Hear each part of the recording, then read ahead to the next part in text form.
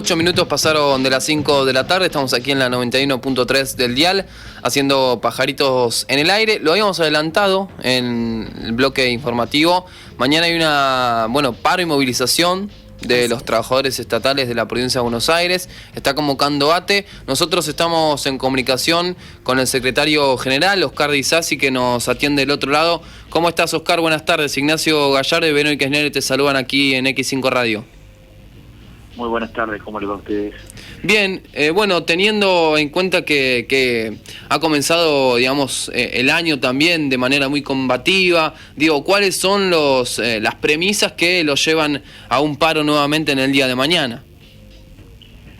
La verdad es que tiene que ver con que el gobierno provincial insiste en abordar las cuestiones salariales y laborales con el criterio de descargar la crisis sobre los trabajadores, porque en materia salarial, el gobierno ha impuesto a fin del año pasado una paritaria a la baja, una negociación salarial a la baja, claramente, con el 18% más una cláusula gatillo que si bien alcanzaría a cubrir la inflación, consolida la pérdida no menor del 20% del año 2016, esto en los trabajadores de la ley del 430, que son enfermeros, administrativos, trabajadores de niñez, trabajadores de salud y auxiliares de la educación, por mencionar algunos, y en este sentido mañana paramos y movilizamos para que se reabra la paritaria que se cerró por mayoría simple, que la configuraron el Sindicato de Salud, PCN, AERI y SOEM. En segundo lugar, en este marco también hay 3 paritarias abiertas, 2 de ellas nosotros tenemos presencia, que es la paritaria docente y la paritaria de profesionales de la salud. Allí exigimos un aumento salarial que nos permita recuperar el poder adquisitivo, o sea, un cambio sustancial en las propuestas del gobierno, que lo que quieren es condenarnos a perderlo decididamente. Como segundo punto es la búsqueda de la estabilidad laboral de más de 19.500 trabajadores que desarrollan tareas precarias, sin estabilidad. Si bien es cierto que logramos el pase a planta a partir de septiembre de 5.800, lo cierto es que no hay ninguna razón para que no pasen a planta permanente de manera inmediata al resto de los trabajadores y trabajadoras. Porque hay dinero, porque en realidad ya le están pagando sueldos, no hay que invertir más, y los cargos están en el marco del presupuesto 2017, por lo tanto no hay ninguna razón para demorar ese pase a planta permanente. Otro tema es el nombramiento de personal. Cada vez tenemos más problemas en el funcionamiento de hospitales, escuelas e instituciones de las áreas sociales por la falta de personal. Está congelada las vacantes y por eso exigimos el descongelamiento de las mismas, a la vez que defendemos nuestra obra social, el IOMA y la Caja Jubilatoria del Instituto de Previsión Social, que están sufriendo políticas de vaciamiento. Y por último, exigimos que se cumpla el fallo de la doctora Martínez, de la jueza en primera instancia, que intimó al gobierno a no descontar más por días de paro y a reintegrar los días de paro que se descontaron en ese concepto.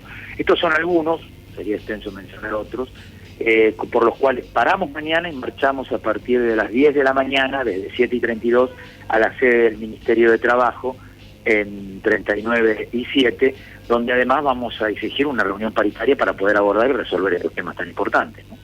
Oscar, ¿qué tal? Verónica te habla. ¿Cómo te va, Verónica?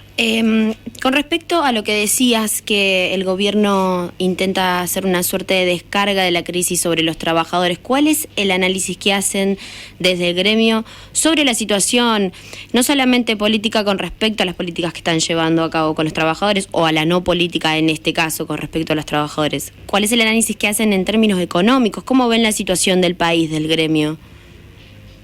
No, en primer lugar hay una política hacia los trabajadores. Sí. Que tiene que ver con la precarización de la relación laboral. Bien. Porque una de las condiciones que los organismos internacionales le plantean al gobierno nacional y a los gobiernos provinciales es reducir el gasto público.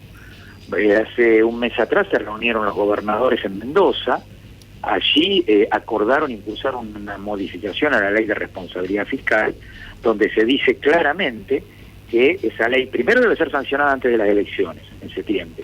Y en segundo lugar, una de las condiciones es la reducción del gasto público, que en ningún caso el gasto público podrá superar la inflación. Entonces, esto nos condena, por ejemplo, el presupuesto de salud, que es el más bajo comparado entre todas las provincias, condena que siga haciéndolo, porque a lo sumo podrá aumentar lo que aumenta la inflación, y si alcanza para comprar 4 jeringas y media, a lo sumo, en el mejor de los casos, seguirá alcanzando para comprar 4 jeringas y media, pero jamás se podría invertir para mejorar los niveles de inversión en salud. Y lo mismo en los trabajadores.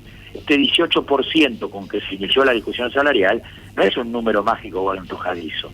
Tiene que ver con la proyección inflacionaria que el gobierno preveía a principio de año.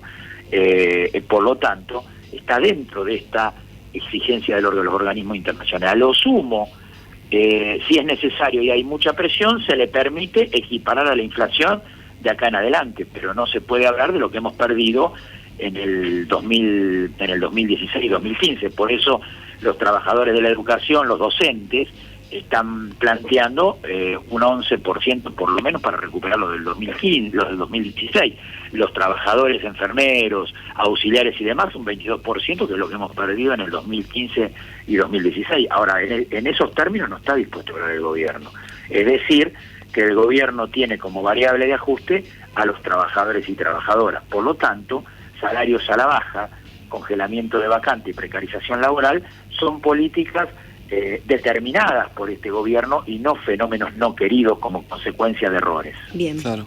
Estamos en diálogo con Oscar Disasi, el secretario general de ATE Provincia de Buenos Aires. Oscar, también el Ministerio de Trabajo es importante, digamos, tiene un simbolismo, pero si hablamos de políticas también, es un ministerio que en el último tiempo ha cambiado las políticas, digo, no defiende del todo al trabajador, está en contra quizás de las negociaciones colectivas, también tiene que ver con una mirada desde ese sentido, ¿no?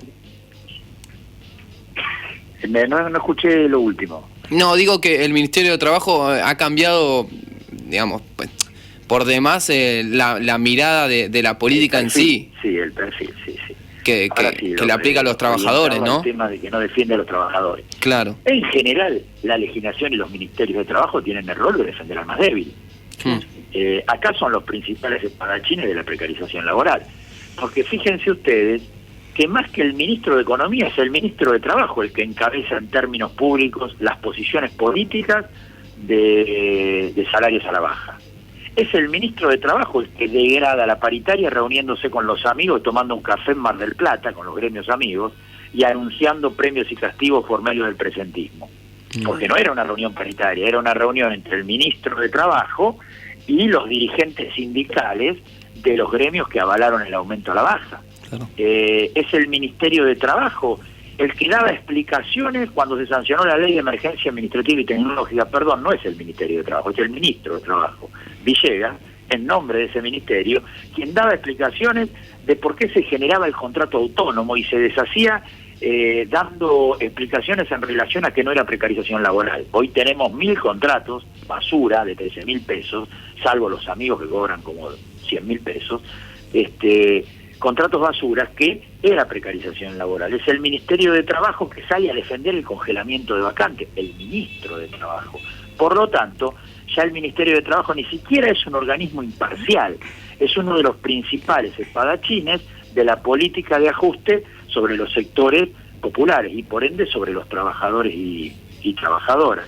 Ha perdido, se ha desvirtuado el rol del Ministerio de Trabajo, y por otra parte el ministro de Trabajo, Marcelo Villegas, es un hombre vinculado a los grupos económicos, fue gerente de Walmart, gerente de los grandes grupos económicos, por lo tanto tampoco extraña que su visión, su filosofía y su andar tengan más que ver con proteger los intereses de los poderosos que del más débil.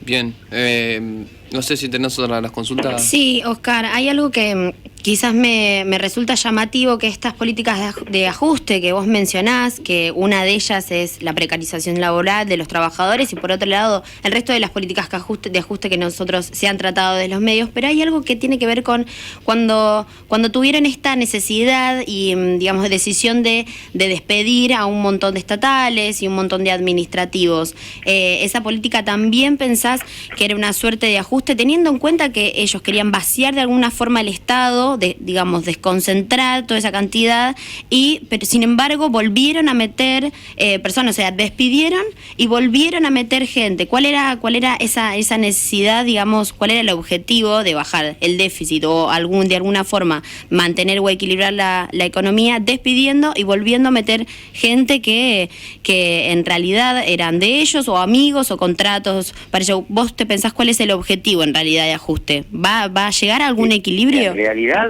los primeros días de gobierno transfirieron 125.000 millones de pesos a los grupos más concentrados exportadores de granos y cereales cuando eliminaron las retenciones. Ahí ya tenían un hueco de 125.000 millones de pesos que ya no los tenían, que iban al Estado para ser redistribuidos. Por lo tanto, ¿qué hicieron? Desfinanciaron las áreas sociales. Claro. Cada uno de los presupuestos que hay en las provincias, los municipios y en el Estado Nacional bajaron los recursos en áreas sociales.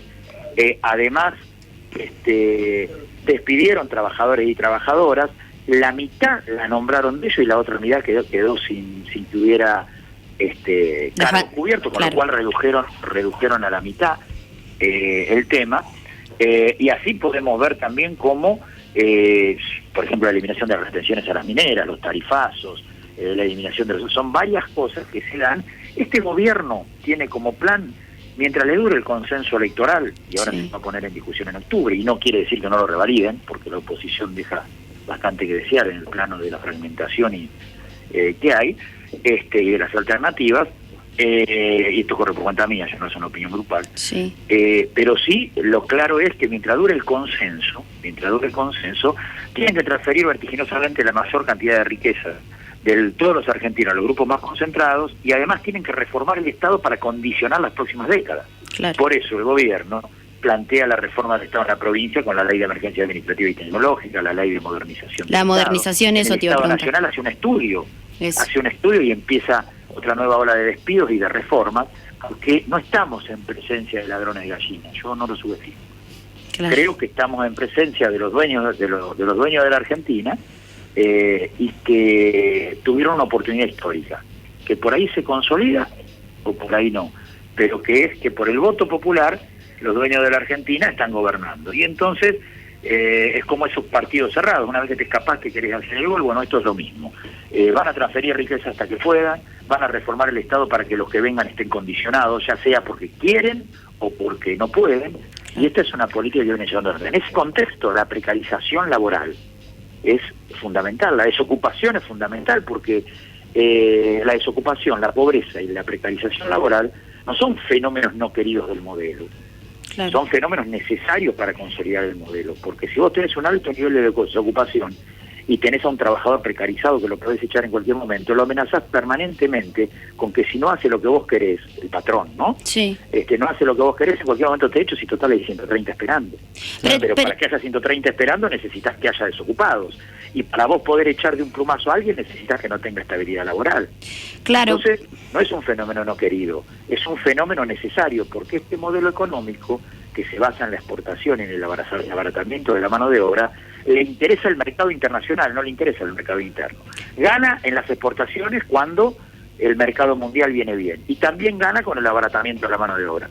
¿Cómo uno asume cualquier condición laboral? Y cuando tiene 3 pibes, tiene un contrato que se lo pueden cortar en cualquier momento y hay 100 esperando. Y cuando hay una propuesta que valga la pena arriesgarse, ¿no? Obviamente que esto lo ganan ausente por ahora. Es importante lo que vos decís, el objetivo que tiene el gobierno en términos económicos de prestarle atención a las exportaciones, teniendo en cuenta que el poder adquisitivo del trabajador se pierde, por ende no puede consumir, por ende la economía interna y el mercado interno argentino no se moviliza, pero está visto para afuera, eso es lo que decís vos.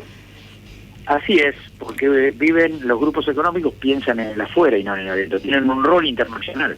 Bien. Y cuando los políticos neoliberales dicen, la Argentina no tiene condiciones para ingresar al progreso porque hay un fuerte impronta sindical, y después hacen pensar que es porque los sindicalistas son corruptos. Seguramente habrá alguno y tendrán que meterlo preso. Sí. Yo no defendo corruptos. Lo cierto es que lo que dicen es que hay dificultades para meter la flexibilización laboral. Claro. Lo que ellos llaman el progreso es Finlandia, donde trabajan hasta los chicos comiendo grasa. Eso es el progreso. Como acá todavía hay legislaciones proteccionistas del trabajo, y bienvenido sea, y deberíamos avanzar por más, entonces no hay condiciones para la inversión de los grandes grupos económicos que trabajan con casi semiesclavos, ¿no? Claro. Oscar, te agradecemos tu tiempo aquí en la 91.3, ha sido muy claro. 10 horas entonces mañana, desde 7:32 se concentran a 7:39. ¿Qué adhesiones esperan allí en el día de mañana? Ya, nosotros cada vez que paramos venimos teniendo un altísimo nivel de adhesión y también un alto nivel de participación en la movilización. No hay un dato nuevo, no hay un cambio de rumbo en el gobierno que nos haga pensar una cosa distinta. Bien, te agradecemos y bueno, estará también el micrófono abierto para cualquier disposición. Un abrazo grande. Un abrazo grande. Pasaba la palabra del secretario general de ATE, provincia de Buenos Aires. Mañana, a partir de las 10 de la mañana, entonces, concentran en 7:32 paro y movilización de los estatales de ATE.